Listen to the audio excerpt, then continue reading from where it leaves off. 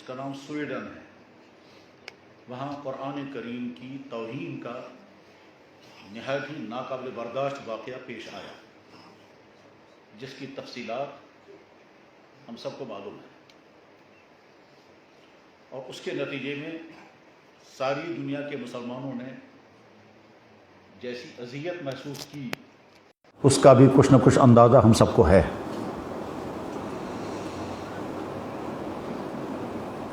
اس سلسلے میں پہلا سوال یہ ہے کہ ایسا کیوں ہوتا ہے؟ تو جواب، قرآن کریم میں اللہ تعالیٰ شانہ نے کئی جگہوں پر یہ بات ارشاد فرمائی ہے کہ ایسا ہوگا۔ چنانچہ اللہ تعالیٰ شانہ فرماتے ہیں لَتَسْمَعُنَّ مِنَ الَّذِينَ أُوتُوا الْكِتَابَ مِنْ قَبْلِكُمْ وَمِنَ الَّذِينَ أَشْرَكُوا أَذًى كَثِيرًا، تم فلاں طبقے کے ذریعے سے اذیت ناک باتیں ضرور بھی ضرور سننے پر مجبور ہو، تمہیں سننا پڑے گا۔ یعنی گویا اللہ پہلے ہی فرما رہے ہیں کہ ایسا ہوگا۔ یہ اس لیے نہیں کہ اللہ نے فرمایا لہذا ہوگا، بلکہ اللہ جانتے ہیں کہ کون سا طبقہ کس قسم کا ہے، کون سا ذہن کس قسم کا ہے، کن کے خیالات کیا ہیں، کن کے رویے کیا ہیں، کن کا طرز عمل کیا ہے، کن کی حرکتیں کیا ہیں، اس لیے اللہ تعالیٰ شانہ فرماتے ہیں۔ جب اللہ جل شانہ قرآن کریم میں فرماتے ہیں فلاں طبقہ ایسا ہے جنہوں نے نبیوں کو بھی قتل کیا، تو وہی اللہ تعالیٰ شانہ فرماتے ہیں لَتَسْمَعُنَّ، ضرور بے ضرور تمہیں سننا پڑے گا، من الذین اشرکوا ومن اہل الکتاب ومن الذین اشرکوا، ان لوگوں سے جن کو ہم نے کتاب دی تھی اور وہ لوگ جو شرک میں مبتلا ہیں، اذًا کثیرا، نہایت ہی اذیتناک باتیں تمہیں سننی پڑیں گی۔ اور ایک جگہ تو اللہ تعالیٰ شانہ فرماتے ہیں قد بدت البغضاء من افواہہم وما تخفی صدورہم اکبر، ان کے زبانوں سے جو بغض ظاہر ہو رہا ہے تو بہت کم ہے، ان کے دلوں میں تو اس سے زیادہ خطرناک ہے۔ وما تخفی صدورہم اکبر، تمہارے سچے دین کے متعلق ان کے دلوں میں جو نفرت ہے وہ تو بہت زیادہ ہے۔ ان کا بس چلے تو ایک ہی دن میں سارے دین کو ختم کر دیں، لیکن نہیں کر سکیں گے۔ اور ایک جگہ اللہ تعالیٰ شانہ فرماتے ہیں یہ اس دین کو پھونکوں سے بجھانا چاہتے ہیں، یہ ایسا نہیں ہو سکا۔ یریدون لیطفئوا نور اللہ بافواہہم، یہ ایسا ہی ہے جیسے ہم پھونک مار کر کے شمع کو بجھا دیں اور پھر سمجھیں گے کہ جیسے شمع ہماری پھونک سے بجھ جاتی ہے، اسی طرح سے سورج بھی ہماری شمع سے بجھ جائے گا، تو نہیں ہو سکتا۔ یہ طرز عمل اللہ کے نبی علیہ السلام کے زمانے میں بھی تھا، صحابہ کے زمانے میں بھی پایا گیا، بعد کی پوری تاریخ میں آج تک پایا گیا۔ اور اس طرز عمل میں امت مسلمہ کی تاریخ روشن تاریخ ہے۔ کبھی کسی مسلمان کے ذریعے سے دوسرے کسی بھی مذہب کی مقدس شخصیت، دوسرے کسی بھی مذہب ماننے والوں کی کسی کتاب کی توہین کبھی نہیں ہوئی، نہ ہو سکتی ہے۔ کیوں نہیں ہو سکتی؟ ہمارے نبی نے ہم کو تہذیب سکھائی، اخلاق سکھایا، دلائل سکھائے، حقانیت کے اصول سمجھائے ہیں، تو ہمیں اس طرح کی یہ اوچھی حرکتیں کرنے کی نہ امت مسلمہ کو کبھی ضرورت ہے، نہ امت مسلمہ نے کبھی کیا۔ یہ ممکن ہی نہیں کہ کوئی مسلمان کتنا ہی بیچارہ گیا گزرا اور کتنی ہی کمیوں والا ہوگا، لیکن ایسا کبھی نہیں کر سکتا کہ جیسے وہ اپنی نبی کی توہین نہیں کرتا ہے ویسے دوسرے مذہب کے کسی نبی کی توہین بھی نہیں۔ ہم نے آج تک کبھی حضرت عیسیٰ علیہ السلام کی توہین کی ہی نہیں۔ اور کیوں؟ اگر ہم توہین کریں گے تو ہمارا ایمان ختم ہو جائے گا۔ ہم تو جیسے اپنے نبی کی تعظیم کرتے ہیں اور کریں گے، اسی طرح سے حضرت عیسیٰ علیہ السلام کی تعظیم بھی کرتے ہیں اور کریں گے، کیونکہ ہمارا نبی بھی نبی حق برحق، عیسیٰ علیہ السلام بھی نبی برحق۔ جتنے اللہ کے نبی آئے ہیں سارے نبی انبیاء علیہ السلام تھے، مقدس شخصیات تھی، بس فرق اتنا ہے کہ ہر نبی کسی ایک علاقے کے ایک قوم کے لیے ہوتا تھا، اور محمد رسول اللہ پورے عالم کے لیے۔ فرق اتنا ہے کہ ہر نبی کا دین جو ان کے ساتھ آیا تھا وہ ان کی قوموں نے مٹا ڈالا اور بدل دیا، لیکن ہمارے نبی پر جو اللہ نے دین بھیجا وہ محفوظ اور قیامت تک محفوظ رہے گا۔ لیکن اس کے معنی ہرگز یہ نہیں ہے کہ ہم یہودیوں کی نفرت میں حضرت موسیٰ علیہ السلام کی توہین کریں، عیسائیوں کی نفرت میں حضرت عیسیٰ علیہ السلام کی توہین کریں، یا کسی دوسرے مذہب کے غلط ہونے اور اس کے نفرت کے نتیجے میں ان کے مقدس شخصیات کی توہین کریں۔ ایسا کبھی نہیں، نہ ہو سکتا، نہ اسلام اس کی اجازت دے گا۔ یہی وجہ ہے دوسری قوموں کی تاریخ داغدار ہے اور ایمان والوں کی تاریخ روشن ہے۔ 1400 سال کی تاریخ بتا رہی ہے، کبھی کسی مسلمان کے زبان سے قلم سے دوسرے مذہبوں کا علمی رد تو ضرور ہے اور ہونا بھی چاہیے، لیکن توہین کرنا، جلانا، خاکے بنانا، کارٹون بنانا، اس طرح کی کبھی کسی مسلمان کے ذریعے سے ایسی کوئی غلطی نہیں ہوئی ہے۔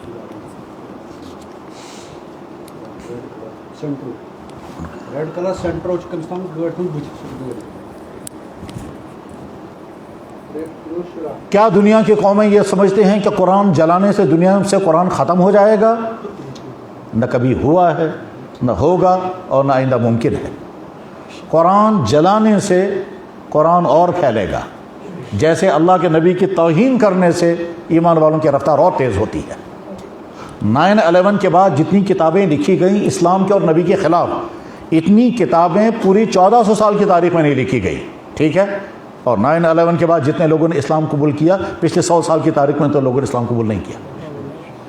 تو جس کو تم ذریعہ بنانا چاہتے تھے نبی سے دور کرنے کا، وہی چیز ذریعہ بنتی ہے نبی کے قریب آنے کا۔ اور اس میں خود مسلمانوں کا کوئی رول نہیں ہے کہ وہ جا کر کے اللہ کے نبی علیہ السلام کا تعارف کرائیں، نہیں۔ مسلمانوں کو رول تو اس سلسلے میں بہت ہی ناقص رول ہے، یعنی امت مسلمہ کو اپنے دین کی جیسی توضیح کرنی چاہیے، امت مسلمہ کو اپنے نبی کی جیسی نمائندگی کرنی چاہیے۔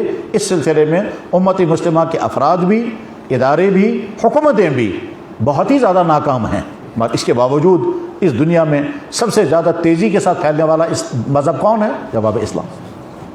وجہ کیسے پھیلنے کی؟ اسلام کی حقانیت خود غیروں کو اپنی طرف کھینچتی ہے۔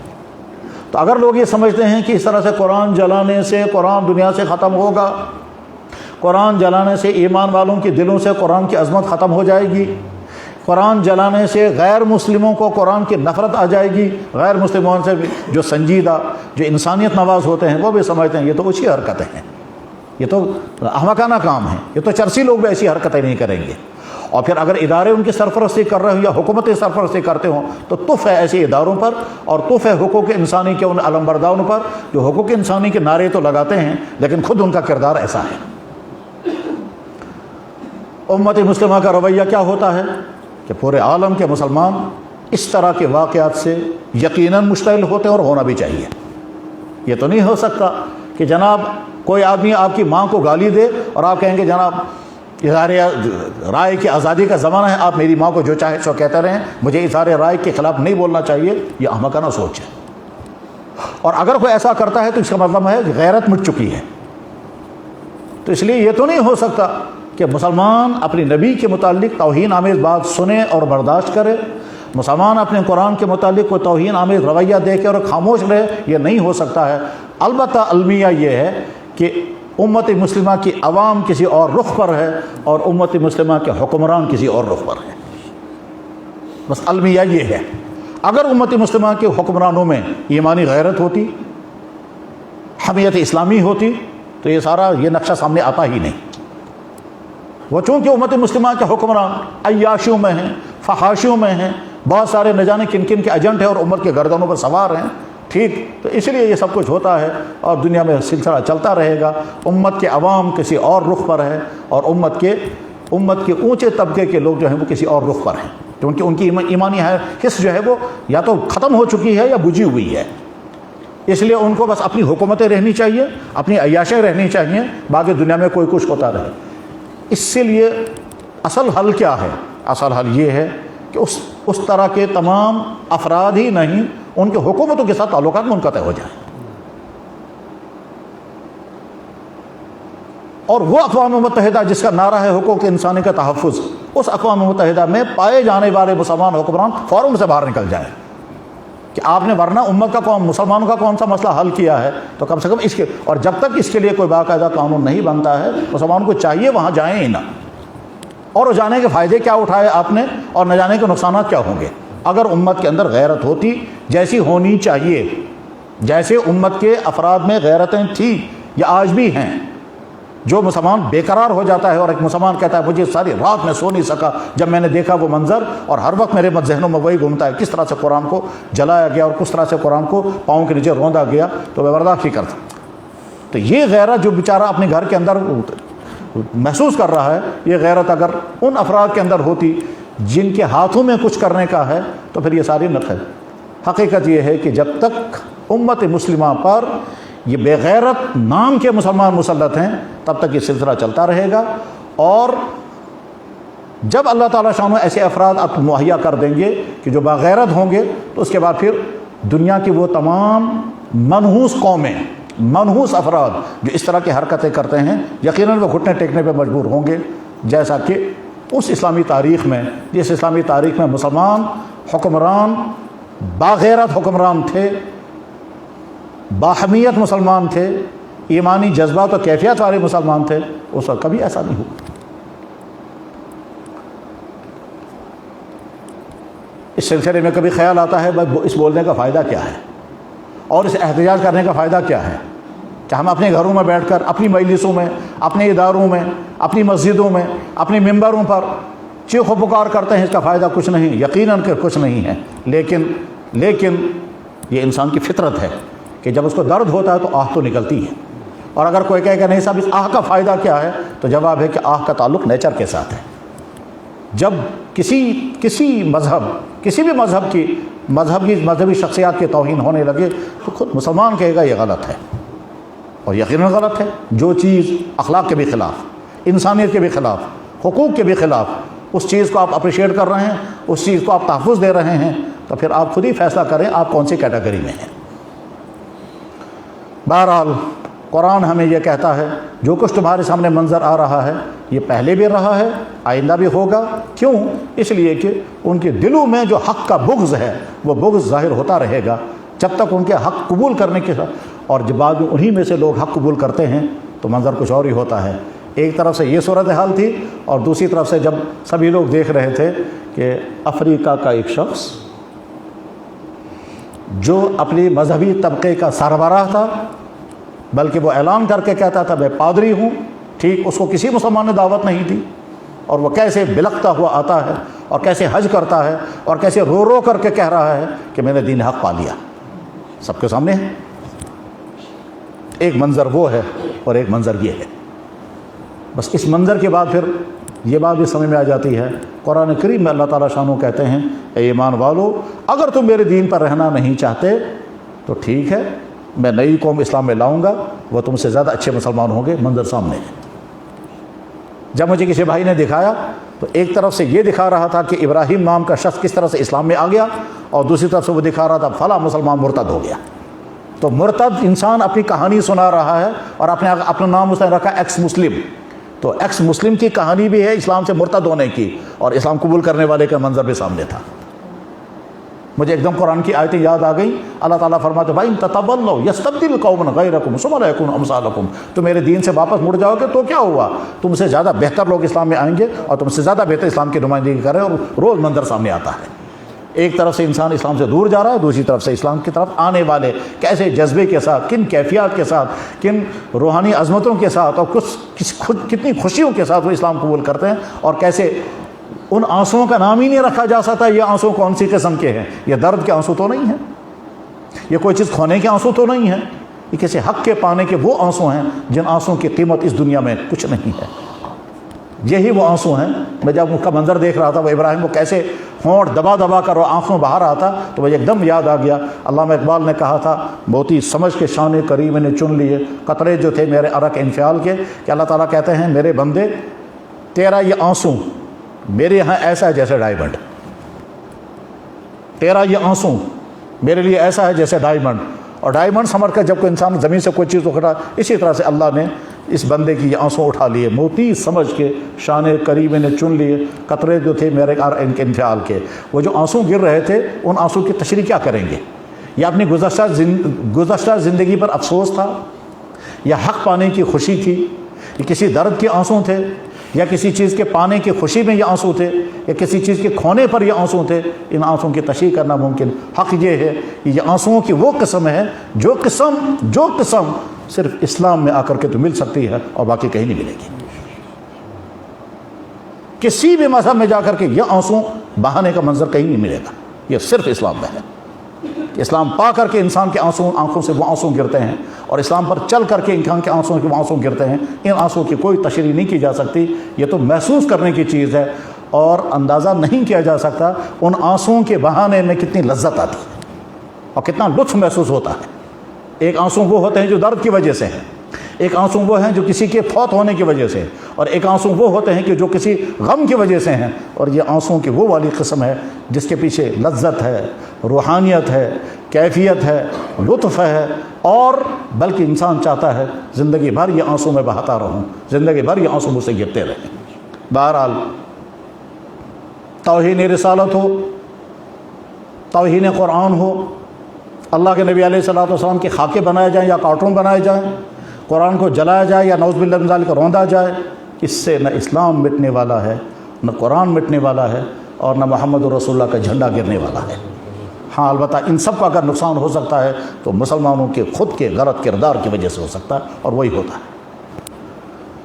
बस ये गुफ्तगू मुझे इस वक्त ख़याल आया नमाज के दौरान कि मुझे ये गुफ्तगू करनी चाहिए, वरना पहले से इरादा नहीं था। मैंने ये गुफ्तगू की।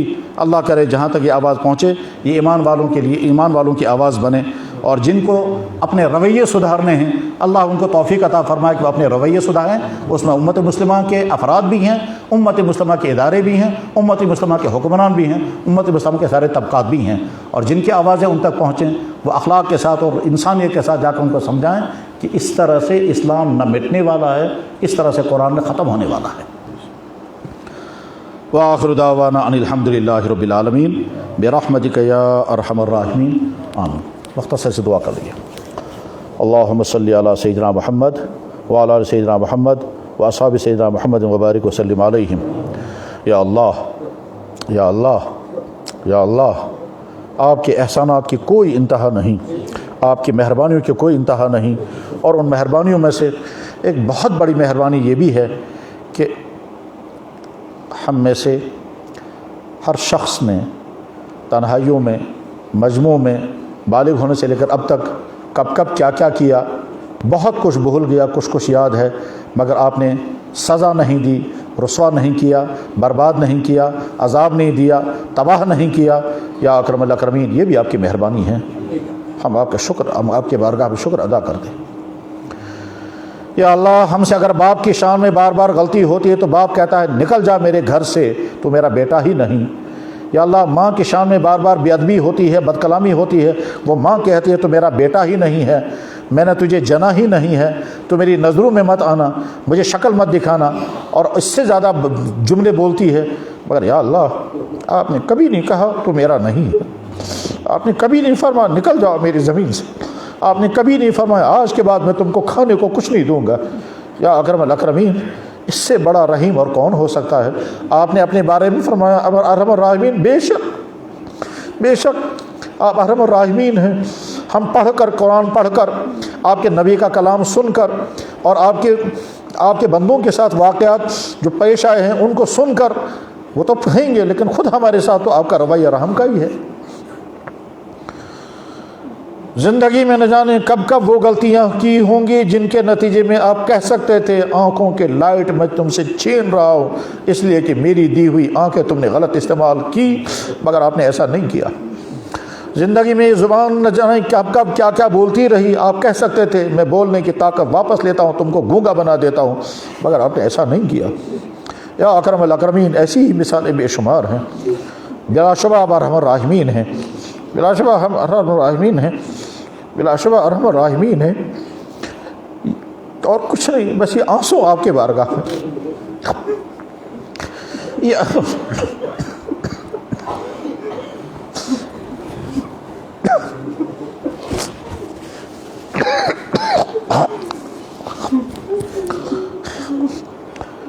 या अल्लाह, ये आंसू आपके बारगाह में, आपके पास सब कुछ है मगर नदामत के आंसू आपके पास नहीं है। या अकरम अल्लाह, ये हमारी तरफ से कबूल कर लेंगे।